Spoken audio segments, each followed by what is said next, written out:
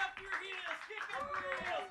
It's time for some murder motherfucking casserole.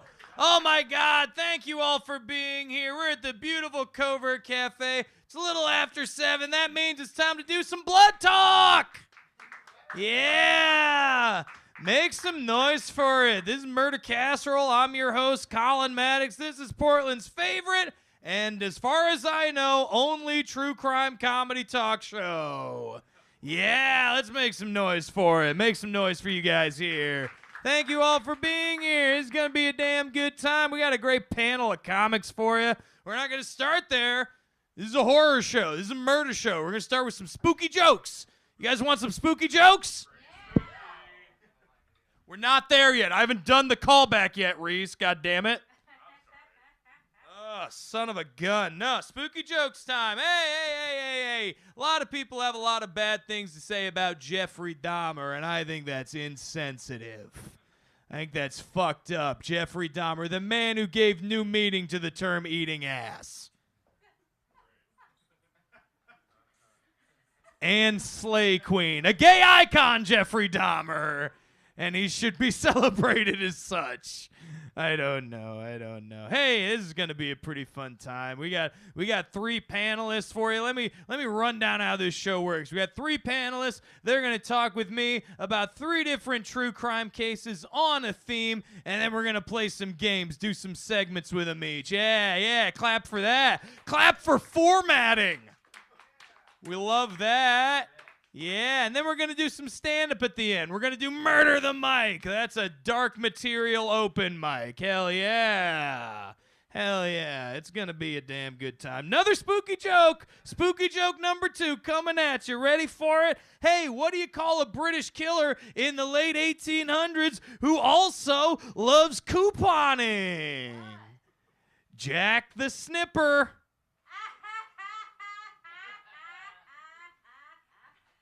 Pretty spooky. See, that it happened organically, Reese. Yeah, coupons clip. Yeah, Jack the Clipper works too, I guess. Hey, the workshop's every Saturday, Allie J. We don't do cross promo that quick. God damn it. You're right. You did set me up very well. Thank you very much. What is our theme for this evening, you may be asking yourself? Well, it's December. We're getting into the Christmas time, into the Hanukkah time, into the... I don't know the anymore other than that. So our theme for tonight is horrific for the holidays. Yay! These are all murder cases that happened around people celebrating with their families. Isn't that fun? Pretty spooky. I'm going to keep doing it. Hey, let's give a quick shout out to the room, to Covert Café. Can we give a round of applause for this beautiful little neighborhood pub? And make some noise for the Cody cooking your food and for the Joes. Yeah, I got to credit Cody first. He gets sensitive. He doesn't like getting left out of the credits. One more spooky joke. One more spooky joke. Oh boy. Hey, what's a good reason to have sex in a cemetery, Covert Cafe? Because you got similar company. There's already been laid. To rest. Yeah, and also ghosts are notorious cucks. You guys know that, right? The 2 biggest cucks of the folklore world are ghosts and Santa Claus. Yeah, he sees you when you're sleeping. He knows when you're awake. That means he's watching you fuck. With interest. Naughty or nice? Hey, all right. Let's get the show going. Let's bring up your first panelist. Sound fun? Yeah, let's do it. Move this old guy. I'm going to take my spot behind the desk. We got the nice desk. The desk with the book. The Murder Casserole book. It's an important part of the lore of the show. Your first panelist coming on stage tonight, he's a good buddy of mine, and he's one of the minds behind our amazing stand-up resource here in the city, Laughs PDX. Everybody, make some noise for Reese Hendrick!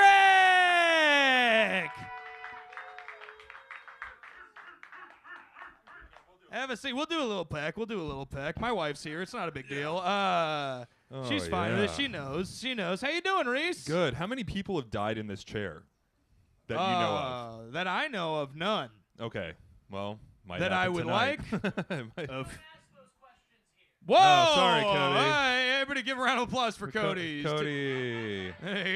Guest star Cody from the back. We don't even know his last name. He's just Cody from the back. It's Scoggins. I was making a joke, Reese. Oh. I was like, you work with the man. It's a comedy show. Yeah, he's one of my bosses. He's the triumvirate of bosses. Nice use of triumvirate. I should say I got a degree in English, goddammit. I ought to use it. That's why you do this. I get it. Okay. Yeah, that's why I got the book. I get it now. The book, the beautiful book. Okay. Yeah. So what's your relationship like with true crime? Let's not do that. Don't answer. What's your favorite casserole filling? Tuna casserole. I like a good tuna casserole, or maybe a whitefish casserole.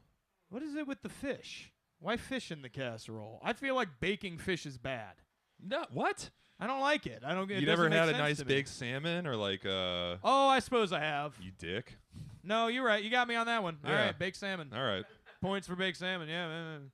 This is why Clancy and I beat you up last time I was here. Yeah. Why? Because it's not engaging content enough for you, the Lord of Laughs PDX? Because you don't like baked fish. That's one of several reasons. I like fried fish. Technically also baked. Oh, you got me there. See, I'm just learning things left and right. All right, let's get back to true crime. Let's get back to true crime. This whole thing's a little fishy for me. So, Reese, let me ask you another question. You ever been so enmeshed in an Appalachian blood feud that you murder two members of a family while they sleep? This is sounding a little squirrely to me. It's very squirrely. There's a character in this story, a side character named Squirrel Huntin' Sam. That's right. Do you know who we're talking about? The Hatfields and McCoys. The Hatfields and the McCoys. Yay. Clap if you know the story, if you know something of it. Everybody's heard about it. But specifically, we're talking about one incident in the Hatfield and McCoy feud, the New Year's Night Massacre. That sounds ominous. It is. People died. It's bad. Hence the murder part of Murder Casserole. Yeah, but you're here to make it funny. Okay, we'll try. I did the research. You're here to do the lifting. For sure. I could do that. All right, now the origins of the Hatfield-McCoy feud are varied and numerous, and they will take far too long to get into here. But they involve pigs. Yeah. The Civil War. Yeah. And inherited property, Reese. Okay. Yeah, a whole lot of things going on. But the main leader is this guy, Devil Anse Hatfield, and his rival, Randall McCoy. Devil Anse is one of my favorite names of a historical how do you figure. Get that? It is so metal. This shit is tight. Oh, my God. Yeah. And he had a cousin whose name was also Anderson is the formal name for ants. Yeah. And he had a cousin who was Preacher Ants. So it was good ants and bad ants, Preacher Ants and Devil Ants. And bullet ants. Ants. Yeah, lots of bullets. I wish that I had a cousin with my name so I could be like Stinky Colin and he could be like Handsome Colin. Okay. I would have given you Handsome Colin, but let's go with Stinky Colin on this one for sure. You ain't seen my cousins, Reese. There's good looking boys. Them Iowa boys?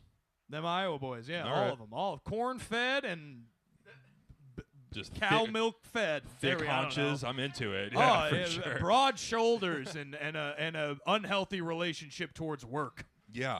And a very healthy relationship with methamphetamines. Hey now. Just Tammy. Of course it's Tammy. Tammy's doing better these days. She's now just a horrible alcoholic. I don't know. This is being live streamed. My family knows about this show. I'm sorry, Tammy. Tammy, you're doing great. You're doing Tammy, great, baby. I'm glad DHS gave you the kids back. I don't know if that's a good call. We'll find out. Anyway. Maybe we'll do a Murder Casserole episode about your cousin Tammy. Yeah, maybe. Oh, God, no.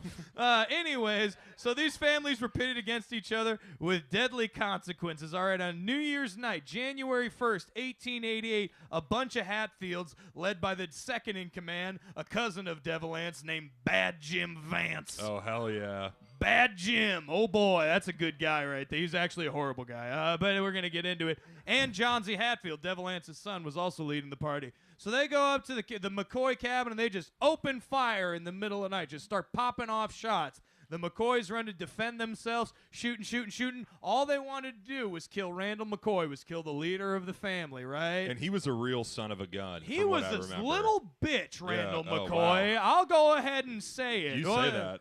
He was married his cousin, so all of his kids had dented skulls due to inbreeding, which made them preternaturally inclined to violence. That's that's my favorite detail of this feud is that the McCoys were bred to be assholes. Yeah. Yeah. I can see that. Inbred to be assholes. Yeah. So this is Appalachia. This is West Virginia. Well, that takes place in Georgia, but still. So there's a lot of banjoing. There's a lot of dancing on planks of wood in the mud. Sure. You know, kicking up your heels, having a good time. Moonshining and moonshine's a big part of this. When you pour moonshine on an inbred brain, that's you get a senator from West Virginia. Instead of big bad Jim Vance, you get JD Vance. Yeah, there it is. I wonder if he's related because he's from the Ohio part of Appalachia, but I wonder if it's spread out. How big the Vance family is, who knows? Too big, if you ask me. Goddamn right. Too many Fuck of them. a couch, why don't you? But anyways, hoping to kill Randall McCoy. However, Randall escaped in the back right before the Hatfields threw a bunch of torches on the cabin and lit it on fire. So all that's in there is McCoy's wife, Sally, and all of his kids, like 6 of his kids. 3 of them had already been summarily executed the year prior by a gang of Hatfields for a different murder. You know, they all got tied to trees and shot. Okay. So they're defending, shooting at the McCoys, shooting at the Hatfields in the house. House catches fire, and one of the teenage daughters, Alifair, who is 16 years old, is trying to get all of her younger siblings out, and Cotton Top Ellison Mounts just fucking shoots her as she's running away and trying to get the kids out. Alifair sounds like a support group for people who used to be into Ren fairs. It's a beautiful name. Like, I like it. Sure. Why don't we use that anymore? I mean, obvious reasons, Is right? It obvious? I don't know. I mean, because there's a famous murder victim with that name. Oh, mayhaps, yeah. Come to think of it, there's not a whole lot more Sharon Tates being born these days either. No, that's fair. Yeah, that's fair. Though that's a weird thing to give someone as a first name. I don't know. Sharon's a great aunt's name, I feel like. Yeah, Aunt Sharon is a good lady. Yeah, for sure. Let me ask you this. Yeah. Where does Squirrel Huntin' Sam get into this? Because he's my favorite. Squirrel Huntin' Sam is kind of one of the igniters of it. Squirrel Huntin' Sam McCoy was a guy who loved hunting squirrels, naturally. Hence the name. And got in an argument with an employee of the Hatfield family. So shot Sam him dead in the woods. Shot him in the woods, yeah. And stabbed him a bunch. They cut his balls off. Ooh. Yeah. I don't know what they did with him after that, but boy, I'd like to find out. With the balls or with the body? The balls. Oh, they threw the body in a pauper's grave. Pretty spooky. What's a pretty spooky? What's a pauper again? Someone poor. Oh. I'm a pauper right now. That's true. Yeah. Me it's too. Not a pauper. I'm it's right not there a drug you take to open up your asshole, Reese. Get your mind out of the penis gutter. Sure. That's hard to do for me, though. I know. You're telling me. Anyways, they shoot Alifair, and also Calvin McCoy, age 15, is defending his home. He breaks from cover in the burning house and is shot in the head by a perfect shot from John C. Hatfield. Just like, mwah, like good shot. Okay. Bad deed, good shot. You know, you can respect the marksmanship at least, right? Yeah, for sure. Like, if Timothy Booth would have actually gotten Trump, I would be way more stoked on him. You know what I mean? Like. And he had way more bullets than these guys. These are lever-action rifles. These guys, like, one of those old ditties. Westy times. Yeah, for sure. So, and also Sally McCoy, Randall's wife, age 56 at the time, comes out of the front of the burning house to basically be like, stop. No, the kids are just trying to get away. Randall's gone. My husband's gone. No, they don't kill her. They don't shoot her. Bad Jim Vance this is where he earned the nickname Bad. He just goes up and beats the fuck out of her with his rifle butt. To death? No, she survived. She was in a vegetative state for the rest of her life. Okay. But, well, that's on par for Appalachia, though. They had to take a piece of her skull out because her brain was swelling so much. Okay. Yeah. That seems pretty advanced for Appalachian field medicine. You know what the part of the country this is taking place in? It's a place called the Tug River Valley. Yeah, the Tug River. Which is funny to me because Tug River Valley sounds like a place you get a dirt cheap hand job. For sure. Oh, for sure. Yeah. And literally a dirt hand job. Yeah. Like The hands puts are dirt in her muddy. hands. Yeah, just a mud job. Yeah, for sure. She's like, we call this a constructions relief. And from what I remember, it's like it's the least like fallow land. Yes. In the entirety of West Virginia, it's like bad it's land, just bad land, and they're fighting over bad land and pigs. Well, they're fighting over lumber rights. Right, Was the big thing because it was right. forested at the time. Yeah. So, but what happened because of this? We're gonna get to all the major implications that happened after. Okay. But so the McCoys put this to the courts. After this happened, the Hatfields scattered. So the McCoys did the right thing and didn't just go out for vengeance. They put a detective on the case, a guy who also has a nickname, Bad Frank Phillips. Oh yeah, Frank Phillips. So it's Bad Frank Phillips trying to hunt down Bad Jim Vance. Only one bad man's gonna win. You know that. Oh, for sure. I think I know which one too. But we'll get there. So they put this out. Bad Frank Phillips captures and kills some Hatfields. He manages to kill Bad Jim Vance out in the woods one day. Well, we just blows his head off. Pretty good time. So, and many others served shorter sentences, including John Z. Hatfield, Cotton Top Ellison Mounts, who was a bastard nephew to the Hatfield family. He was the one they kind of put down as the stool pigeon and kind of blamed everything on him. So he allegedly is the one who shot Alifair, shot the little girl, and they also said he shot Calvin McCoy. But I also think they might have just been like, because he was fucked up in the head, he had like probably an intellectual disability. Yeah, I could see that. Yeah, the McCoys weren't the only ones. It's the whole area is not that great. And these are also guys who are Civil War veterans who are used to like fighting Confederate guerrilla style warfare. Yeah. So being out in the woods and just popping dudes as they pop out of trees is like their favorite thing on earth. Like, and this is actually the land that General E. Lee's father lost through various real estate schemes gone wrong. Yes. So true. it's just like steeped in stupidity. Someone listened to Behind the Bastard. Oh yeah, I did. Touch the mic. Bump the mic. There we go. Hell yeah, dude. That was. We steal David Tell's things here. That's okay. Yeah, pretty spooky. So let me ask you this: is there any worse position to be in rural West Virginia, which is all of West Virginia, but like to be the bastard Hatfield? You know what I mean? Like it seems so extra.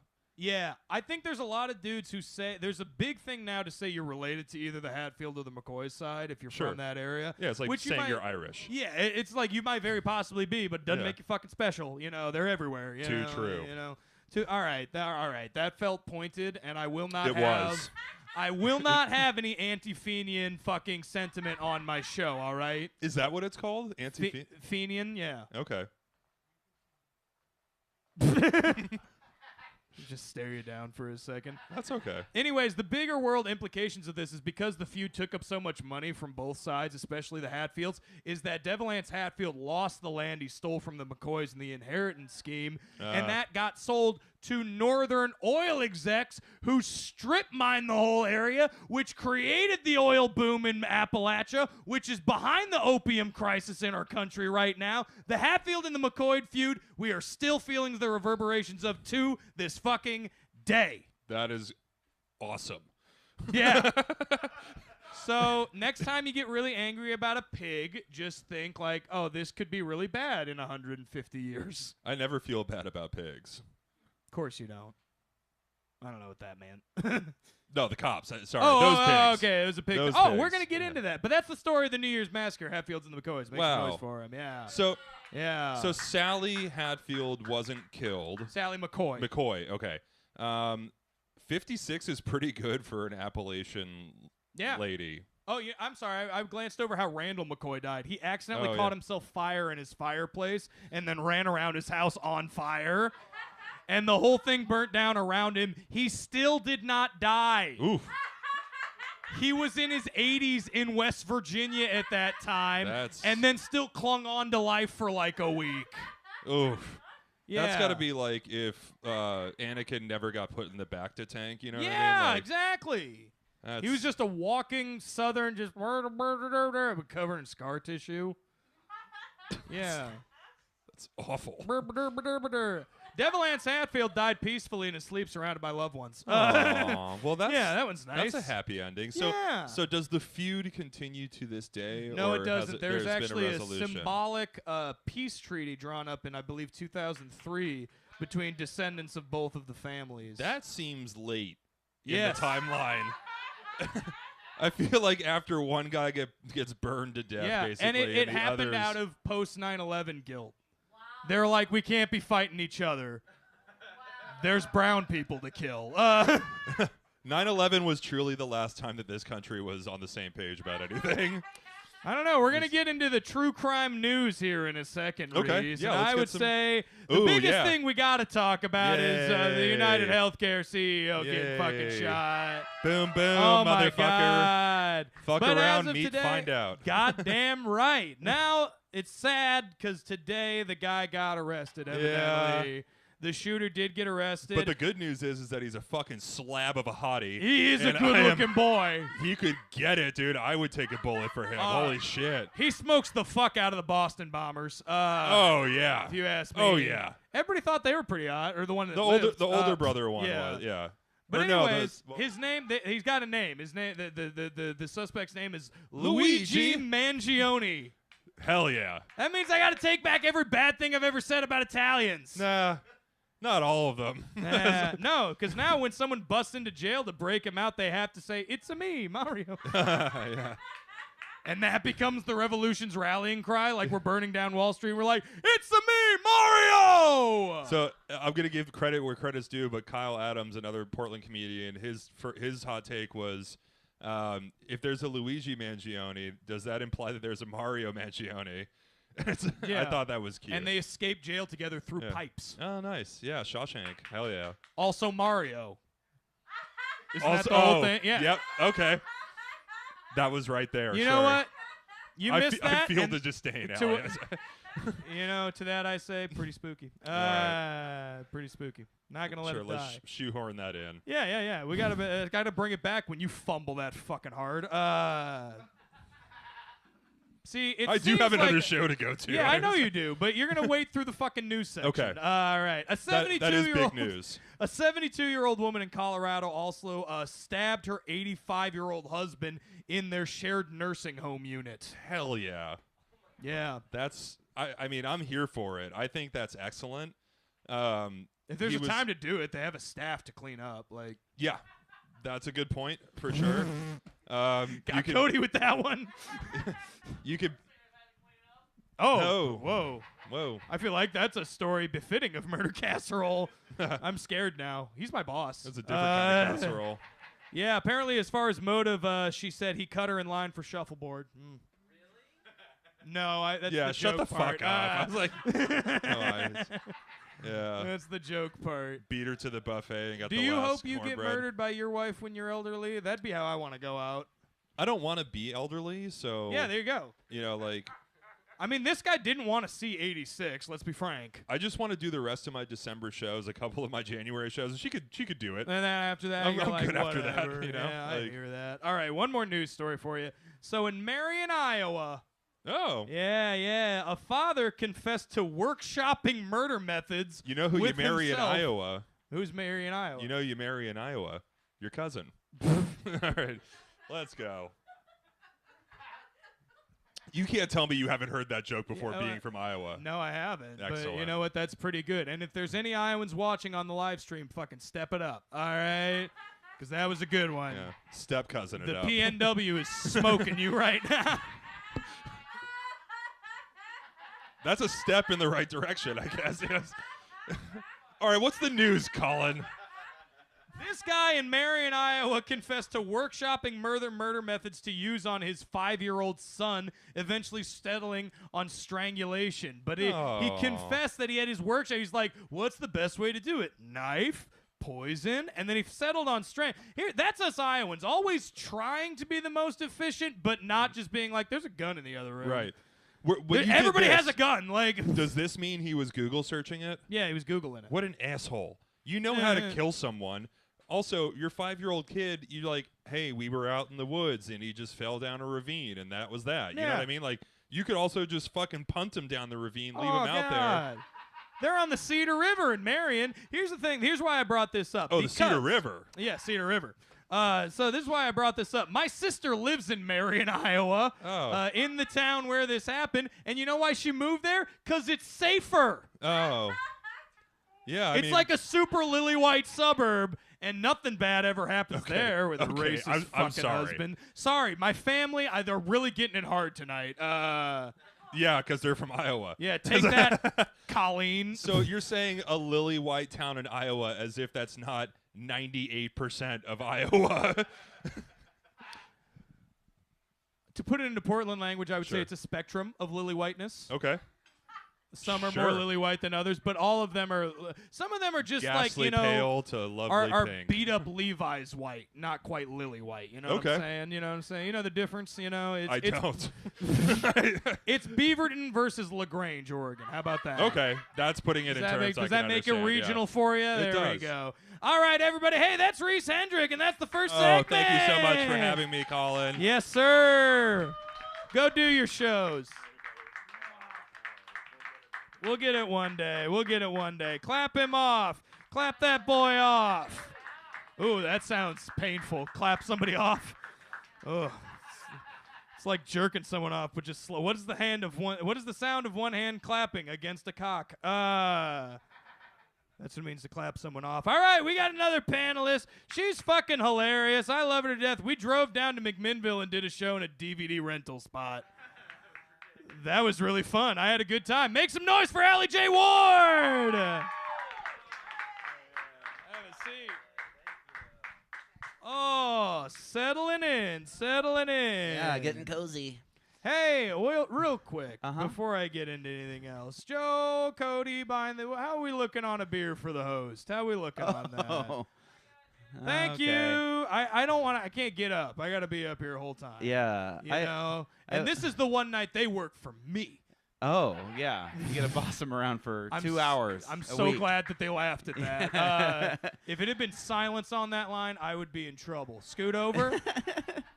I have two questions before we dive in. Yeah, please. Are you going to ruin Christmas for me? Yeah. Oh, okay. I'll just go ahead and say yeah, just set the bar high. And then if I don't, it'll be a pleasant surprise. Okay, fair. Know? And then are there any balls cut off in this next story? Please. Let me look at my book. Because if there are more ways for this, like I had to pay $5,000 for that, you know? I'm like, I could have done it a different way. All right. Apparently, marrying John Wayne Bobbitt would have gotten you at least part of the way there. I don't know exactly the mechanics of it. I'm not putting my boot in that tonight. All right. All right. I want to do another show next year. No, there's no balls getting cut off in this next story. Okay. Fair amount of familial side, though. That's pretty nice. But right. haven't we all wanted to kill the whole family? Yes. Haven't we absolutely all wanted yes. to? Uh-huh. So, Allie, let me ask you. You ever annihilated a family in North Carolina due to a super horrible secret? No. Okay, good. That's great. Hey, clap for that. Hey. Yeah, no, all right. Minimal clappage for not murdering a whole family. I think that's weird. So let's get into it. This is the Lawson family murders. This took place in Germantown, North Carolina, back in 1929, which was the year the stock market crashed and the Great Depression started. This has nothing to do with that. Okay. That's just flexing my history. Are you a history major as well? I almost got a minor in history, but then they'd be asking to go to the playground all the time.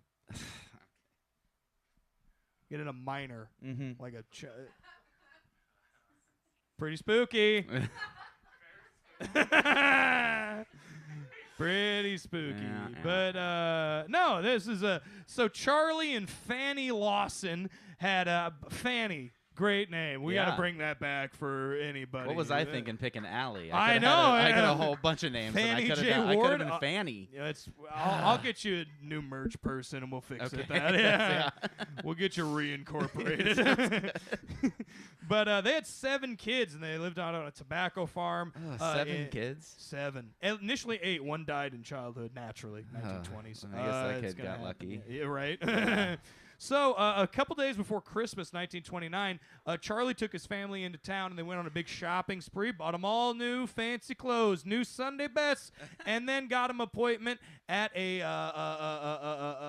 portraiture salon. You understand? Get a big family picture taken I of grew all up of in the them. 90s. They still had that. Yes, Yeah. yes. Well, this was a big expenditure in 1929. Oh, that makes sense. As a matter of fact, it raised some alarms because while Charlie Lawson owned his farm, they were not what you would call rich. He was, he's doing okay. Okay. But, few acres, not a big farm, not rolling in What the do you dough. grow in North Carolina? Tobacco. Oh. Yeah, that's what he grew. I've never been. I don't I don't ever have want to either. go. No, Asheville, you'd probably be all right. I might be okay Yeah, there. I don't Okay. know. I'm not going to give it. It's not a prescription, Allie, for God's sake. Like, I'm not telling you, no, go down there. You'll be Hey, fine. You'll be great. You'll have a great time. I think they went blue this year, and Iowa didn't, so there's something. I don't know what that says. But anyway, so big Christmas shopping spree with photos, and on Christmas Day, Charlie sent his oldest son, Arthur, about 17 years of age, on an errand, and he started shooting. So he shotgunned to death 6 of his 7 children, ranging in age from 4 months old to 17 years old. Waited for the first couple as they went out to the aunt and uncles by the tobacco shed and shot them as they came down. Everybody else he shot also killed his wife, Fanny, and then he folded the hands of each of the victims and put rocks under their heads afterwards, you understand? So Arthur comes back with help. He says, my dad's acting weird. I need somebody to come back to the farm with me. Get back, find the whole fucking family dead, and they're like, oh my God, but they don't know where Dad is. Where's Charlie Lawson in all of this? And then after a second of wondering, they hear bang out in the woods, and they follow it, and he's laying under a tree, and he had shot himself. So that's what happened. Thank you, Cody. Everybody give a round of applause for Cody. Thanks, Cody. Bringing me beer. I needed a softener on that fact, frankly. I really appreciate Yeah, that was a lot at once. Oh, it gets worse. Oh. Where's Christmas in all this? Yeah. Yeah. Well, Fanny had just made a cake for the whole family right before she was murdered by her husband that had raisins on top of it. Worthy of Nice murder little cake. then, yeah. Yeah, and then, right? Oh, God. You know? put raisins on my fucking cake, I'm sorry, Fanny. but yeah, you asked for it then. You are getting a load of buckshot in the face. Yeah. Marriage.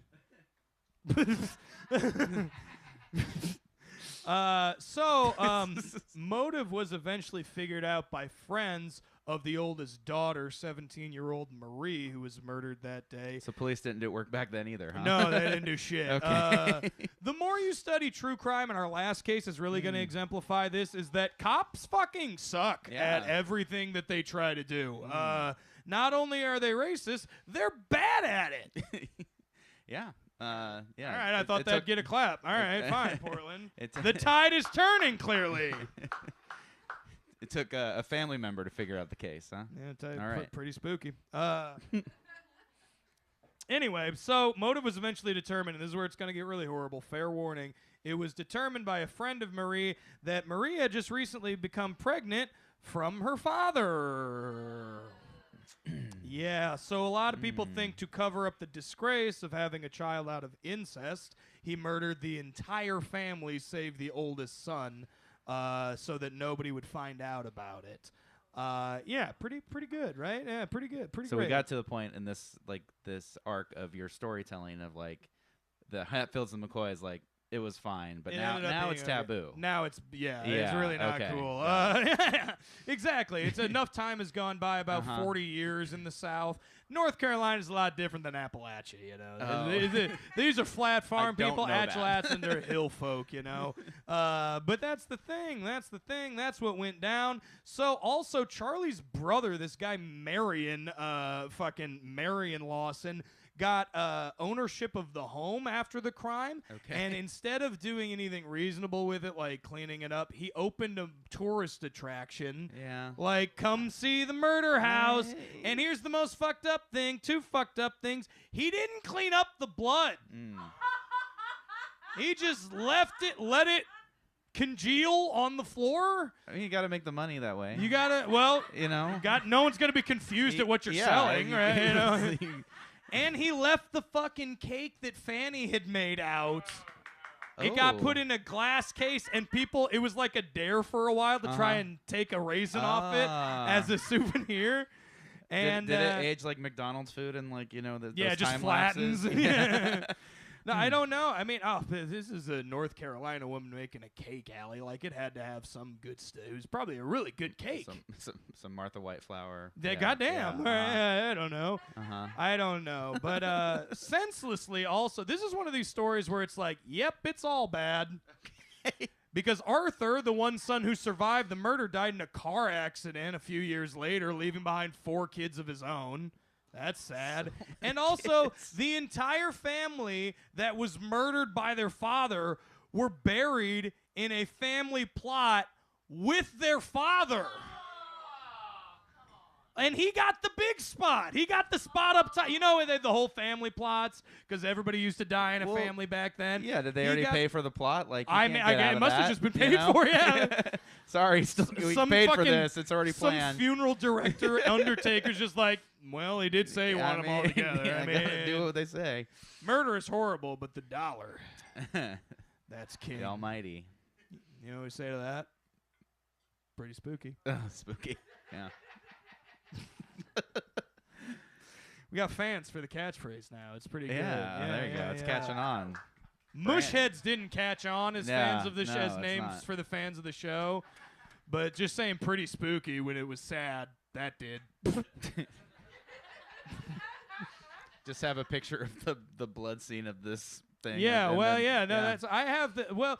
I do. Our PowerPoint didn't work tonight, and I'm sorry about that, guys. But when we usually I have pictures of the things, so my hard drive, my computer at home, and my phone is just full of portraits of murderers or murder victims or murder scenes. So if anybody ever gets a hold of that, like, I look real bad. I don't think it's the worst thing I could imagine for you. Honestly. But You know what? I'm not going to Moving dig on. any. Yeah, let's move on. Let's move on to Allie's segment. Let's do that. well, so Yeah. that's it, huh? Just, That's the story of the Lawson family murders. there's no like. There's no happy ending. There's no Christmas twist or anything. You No. didn't, like wrap them up. No, or, fucking Ebenezer Scrooge didn't show up and is like, shoot this goose instead. No. I mean, I relate. I if I had that many family members, I probably would. Oh, God, 7 kids? Yeah. Because you only have that many kids because you assume like half of them are going to die in childhood. But then when only one of them dies, you're like, fuck. Like, I Yeah. played this numbers game wrong. Like, Sure. I'm pretty sure that's how one of my grandmothers felt about my Uncle Greg. Sorry, are they Greg. in We're Iowa, really, too? Is that- yeah. but that's 3, so there's no more. 3 makes it funny. 3 hating on my family references, and that's it. All right, so this next segment is called Lions No Crime. It's kind of a one truth, one lie thing. So we're each gonna read 2 crimes each that we have committed. One is true, one is false. You guys and the other person are gonna have to guess. So I'll go first. I'll read Okay. my crimes first. and then Okay. yours are on here. I wrote down 2 Oh, of good. the I don't 3 remember what I sent sent me. you. Don't worry, Yeah. I wrote them Okay. down. My handwriting's You want me to bad. hold that for But you? we'll start with mine. No, Oh. mine are in the book. Mine are in the book. Oh. So here's the first one. Number 1, I had to attend anger counseling after hitting a homophobic bully with a chair in junior high. That's number 1. And number 2 is my mother made me bludgeon a possum to death at age 10. Wait, so you're only doing 2? I thought it was 2 It's truths and 2. a lie. No, 1 truth, 1 lie. That's not how. That's We not keep how it it tight. works at all. This is how it works on Murder Casserole, Alley. Oh, you didn't explain I that. combined okay. 2 of yours. I see. Yeah, I I gave you combined 2 3, and into you're like 1. 1. Okay. It's going to be fun. It's improv. Sure. You're in it, bro. Come on. I guess. Yeah. You can ask me questions, too. Okay. Say them again. I was expecting 3, and I'm lost. just this shit's always pretty well planned. Number 1, I had to attend anger counseling after hitting a homophobic bully with a chair in high school. Okay. And 2, my mother made me bludgeon a possum to death with a shovel at age 10. Cool. I would never admit to the second one. I hope that's a lie. You're going number 1 is the truth. Yeah. What do you think, audience? You think 1 is true? Also, possums are my favorite animal, so like navigate. I know. I love George Jones. The race is on. Number 2 is true, the possum one, unfortunately. Yeah. My dog Duke brought up a half-dead possum into the yard when I was 10, and my mom said, go pick up that dead possum because your dog brought it up. And I picked it up, and it was still alive. And so I dropped it, and then my mom said, get to work, boy. And then put a shovel in my hand. And son of a bitch wouldn't stay down. Had to hit him like 4 or 5 times. I was a slight child too, so it was a real moment for me. And I feel like I need to say I'm not a serial killer, but isn't that the perfect origin story? You could have shared anything else. I mean, the fact that you're upset by it means it is indeed a crime. So I feel bad. I'm not proud of it, but also if your mom asks you to do something at 10, like, yeah, I was just following orders, Allie. Pretty spooky. Oh.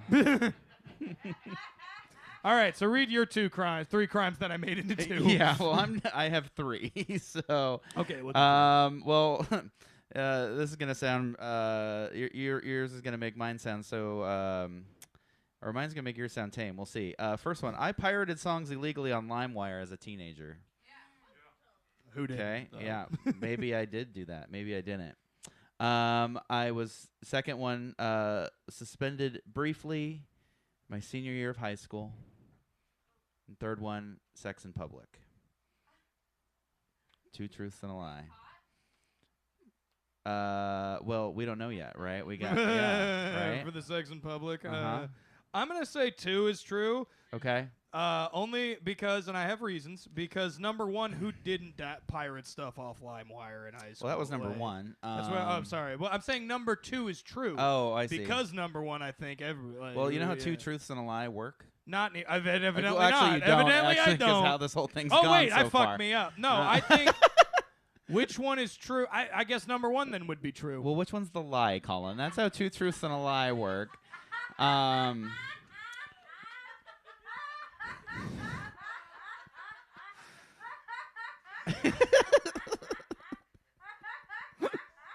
Sex in public is true.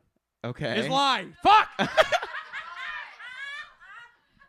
The sex in public is a lie. You did the other ones. Okay. You think I illegally downloaded media Yes. as a child? Well, wait, how old are you? Well, I said teenager. Well, how old are you now? Like 37. Okay, so that works out. Uh-huh. Yeah, I would say again, having sex in public is the lie. Okay. And you think I was suspended as a senior in high school? Yeah. Okay. For graffiti.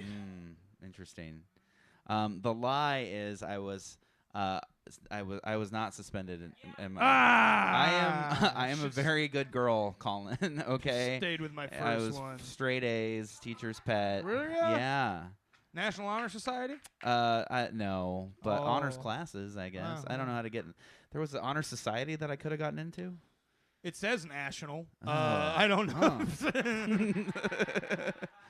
No, I didn't do I it. think Melody was in it. Is it national? I think having. Yeah, it's national. It's just.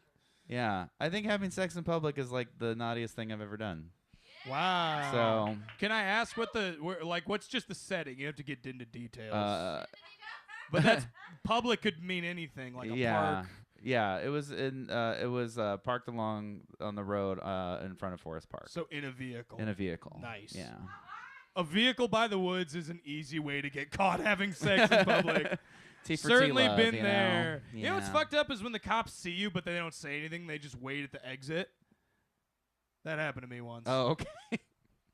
Yeah, they shined a flashlight and everything, and then we left. And then there was 2 exits, so we picked one to go out, and then you had to drive by the other one. You? He was just camped, clearly thinking he's like, oh, they're gonna come out the front, and then I gotta leave eventually. Yeah. And then they didn't get us.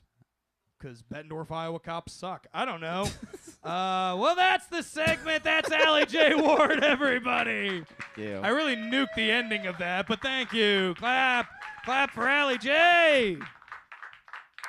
We got one more panelist for you, then we're going to do some motherfucking stand-up. Sound good? Hell yeah. This final panelist is another good friend of mine. She's fucking hilarious. She was one of the Willamette Week's funniest 5 last year. Make some noise for Ronnie Macaroni!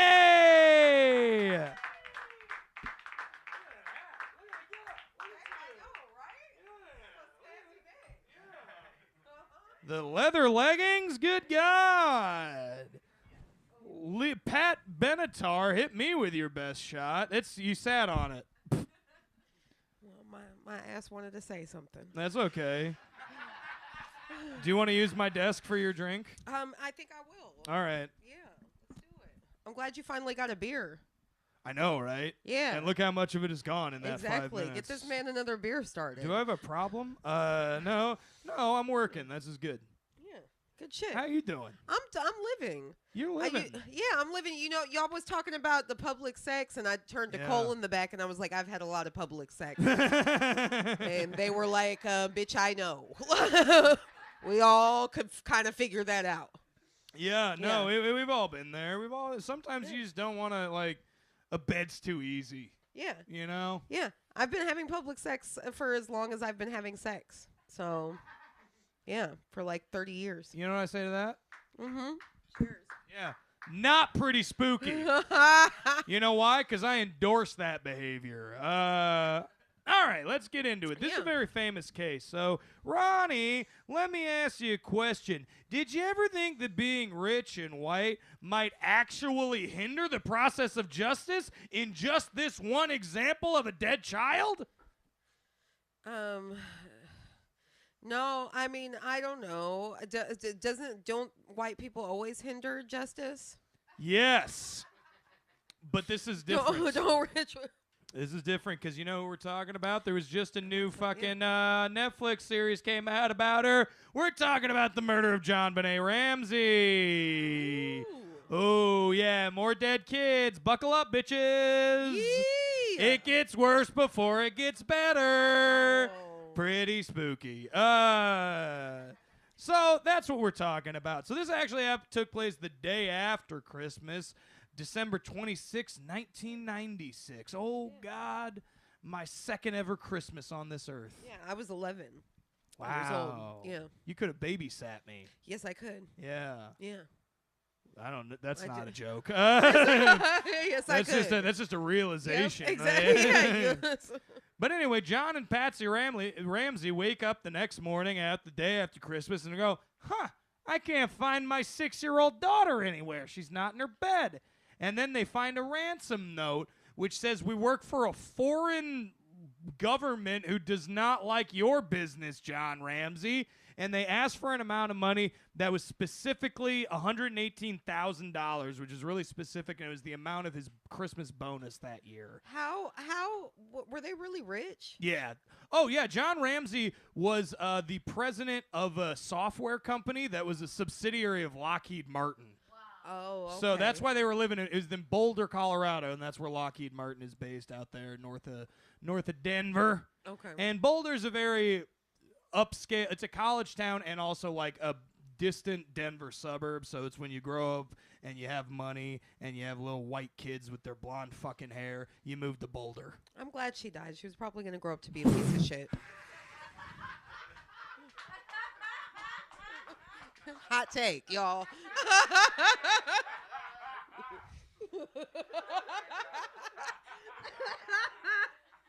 I mean, she was 6 years old in 1996, which would make her 34 now. Yeah. You know? So if she lived out here, she'd be someone who was calling herself bisexual and never had smelled a pussy. Exactly. Yeah. Is that too close? Fair enough. Think of it, pretty spooky. That joke's inception, pretty spooky, pretty dark. But anyways, they're freaking out. The parents are freaking out. And then they call the cops and say, our daughter's been kidnapped. Cops come over. Friends come over to the house. They're treating it like a kidnapping because there's a ransom note and the kid's nowhere to be found. But the cops never did a full search of the house, which was massive. When one of the cops says, hey, John, Dad, why don't you just go look around the house, see what you can find? He goes to the basement and finds his daughter's fucking body in one of the, like, side rooms, in, like, a storage room in the basement. and she's been strangled and her skull's been bashed in a little bit. They said her cause of death could be either the cranial hemorrhaging or asphyxiation due to strangulation, you know, because they found a garrote that was a piece of one of Patsy Cline's broken paintbrushes that had a rope on it, and that was used to strangle her. I think they probably bashed her in the head, and then she was like making like wheezing sounds. And Yeah. shit, and then they strangled her. This is what happens. Yeah, Yeah, usually it's a that's- finish off. So it's Yeah. this is a yeah. This was a very big story at the time because it's like, oh my God, a rich white suburb, rich white family, they lose their 6-year-old daughter right in the home. And usually when a child dies and the body is found inside the home, it means someone in the family did it. Statistically, not always the case in most cases, all right? Not always the case. But right after the body is found, John and Patsy Ramsey lawyer the fuck up and stop talking to cops. Yeah, because they fucking did it. They didn't. They did not, Ronnie. Oh, what the boy? I don't think anybody in the family did it. I'll talk don't. about my theory. Okay. But, so, the Ramseys were rich and white enough to avoid being railroaded. That's their biggest crime in this whole thing. They just knew, oh shit, a murder happened around me. I'm not going to talk to the cops. Because they know there's a lot of innocent people in prison because they're in proximity to a crime, and the cops are able to be like, you did this, right? And they just do that enough until you How finally did he just confess. find her body when the police were there, and he didn't find her body before he called the police? Like, It's a that- very weird yeah. thing. That's a good question. I don't know why you wouldn't search the entire house if you think Before your you call the police. child Yeah, is- exactly. You is knew that missing. side room was over there the whole time. Now, the thing of the ransom letter is the explanation people always bring out of that. If there's a ransom letter, you automatically assume, okay, someone has kidnapped my child because they know I'm rich and I work for a government-subsidized arms dealing business. And they know how much my Christmas bonus was. They know enough about me to have kidnapped Which my is child. why I also think the dad did it, because he works for an arms dealer. Like, they kill it's kids shady. all He's the time. shady as fuck. Don't get me wrong. Killing a kid ain't no thing to him. Now, that being said, in just terms of like the life lottery, the Ramseys were fucked. John Ramsey had another daughter from his first marriage who died in a car accident 2 years to John Bonet being murdered. And also, John Bonet's mother, Patsy Ramsey, pushed her into doing the pageantry thing because she was diagnosed with stage 4 cancer and thought she wasn't going to live to see her daughter grow up. And she had been a pageant kid, Patsy had. So that's why she pushed John Bonet into doing it. It's like, I want this activity to do with my daughter before I'm gone. This is all believing the Ramsey side if you do. Which, So is she dead now? yeah, Patsy Ramsey died in 2006 of, she got a different kind of cancer. She beat pancreatic cancer and then got ovarian cancer, and that's what killed her. Yeah, these people have gone through fucking hell. It's bad. But because they lawyered up and because they wouldn't talk to the police, the media and the public opinion just turned to, they're not doing that because they killed her. Well, no. I mean, listen, I think they did it, but I still also know not to talk to cops. Two things can be true. But combine that with child murder statistics, like I said, often being the result of an in-family fight. A lot in the court of public opinion, they did the whole Geraldo mock trial of the Ramsey parents, and they found them guilty, even though they weren't fucking lawyers. They weren't experts on anything. Actual experts said there was no abuse happening in the Ramsey home after interviewing Burke. It's like, they never even spanked us. Like, to think that one of our parents would have flipped out, because the story that a prosecutor went with was that John Bonet wet her bed, and Patsy freaked out, hit her in the head, and when she was like convulsing, strangled her, and then forged us a note, a ransom note to cover it up, and then staged the murder scene. That's way too many steps. If you're gonna kill your kid, take a page out of Charlie Lawson's book and just pop him. That's not an endorsement. Goddamn, you guys should know that. Pretty spooky. Get on my side. Anyways, a lot of people thought John or Patsy or Burke Ramsey, the older brother, had done it. But most experts who have looked over this, including John Douglas, the guy who was former FBI, who was the basis for the TV show Mindhunter. He's the guy who coined the term serial killer. Great he is the show. foremost expert on murder in term from a psychological and law enforcement standpoint. So, based on DNA, there was unidentified male DNA on John Bonet's body, but they tested it over and over again against members of the family. Unidentified male. Definitely not John Ramsey. Definitely not Burke Ramsey. Definitely not Patsy Ramsey. Another person from outside the family who shares no genes with them's DNA was on the body. That right there rules out the family. It's like an Elizabeth That Smart right there Okay. wasn't the family. It's still unidentified? Still unsolved It was officially. a police officer who Nah. did it. Well, here's the thing. So, a lot of people think both John Douglas and this other investigator named Lou Smith, which is a great cop, great detective, Lou Smith, not Smith, Smith. He was smitten with this crime, if you will. Smitty. Yeah. Pretty spooky. But all right, I've worn it out. But they subscribe to the idea of an intruder managed to break in through an opened window in the basement, because one had been opened to leave a cord to hook up to the outside Christmas lights. So one basement window was left open so an electrical cord could run through that. They think someone broke in through there, which is the room where the body was found. He went upstairs. John Bonet had stun gun marks, rectangular burns on the back of her neck. So that means someone stun gunned her, Fancy. then carried her unconscious down, did some horrible stuff to her before bashing her in the head and then killing her and leaving her body down there and then leaving. That's the theory most people ascribe to, okay? Now, why would this have happened? What's the motive? Well, remember how I said that John Benet Ramsey was a pageant kid? Turns out the footage made from pageants is like the favorite material of watching for child predators. So the only crime I think John and Patsy Ramsey are guilty of is unwittingly exposing their child to pedophiles who then manage to find out the address, break in, and take this child from them. I think that's what happened personally. Why do you think the Ramseys did? They're also guilty of being white and rich. Very white and rich. Yeah. Booze! Oh, shit. Yeah, we need a drink after that detail. Let's do that. Thank you. Cheers. L'chaim. To Boulder, Colorado. Huh! Rest in peace, John Bonet. She never Rest in had peace. to see Donald Trump win. There we go. That's good. There's a positive to be gleaned from this. She didn't get to see her dad's best friend Donald Trump win twice. The arms dealer, you know he's up there. You know who he supported. But I've been watching the Netflix doc. I'm about halfway through it. I would suggest you guys check it out. It shines some new light on it. They interview John Ramsey in it and kids from his previous thing. Here's my thing.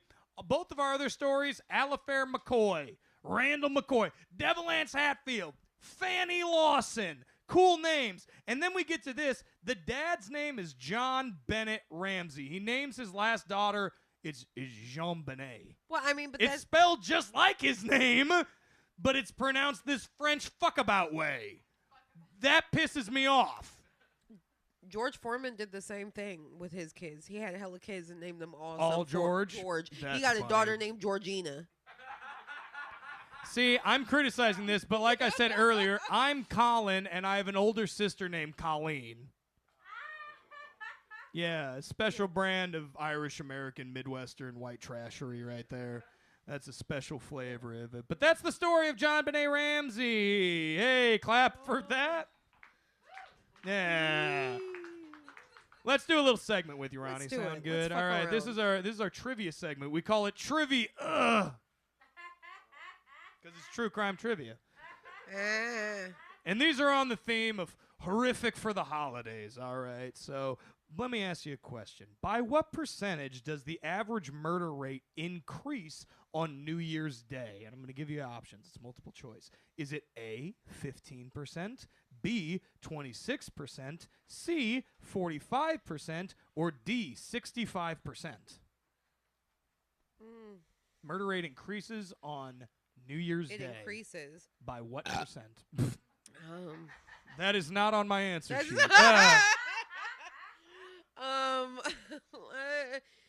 15%. You're going with A? Yeah. 15%? What's the crowd think? You think 65?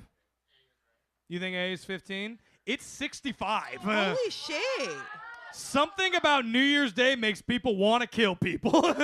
Something about being like, I'm not getting to these resolutions. But that shit is fucking. That's why it's dangerous. Time doesn't matter. Everyone's If this- hungover Yeah. because it was New Year's Eve the night prior. That's Yeah. when I want to murder people. And they spent all their money. Like people spend money like it's the end of the world. They be tipping like they got money and Thinking shit. about taxes and whatnot. Yeah, exactly. I don't want to do it. I don't want to do I'm not it. gonna make it through this next year.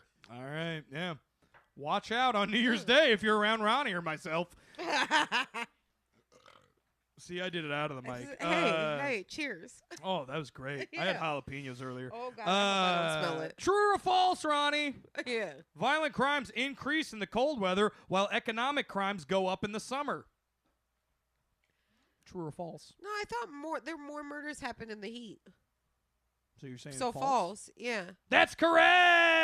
Yeah. I didn't let you guys answer. Yeah, it's too cold to kill right now. Yeah, exactly. Yeah. That's exactly.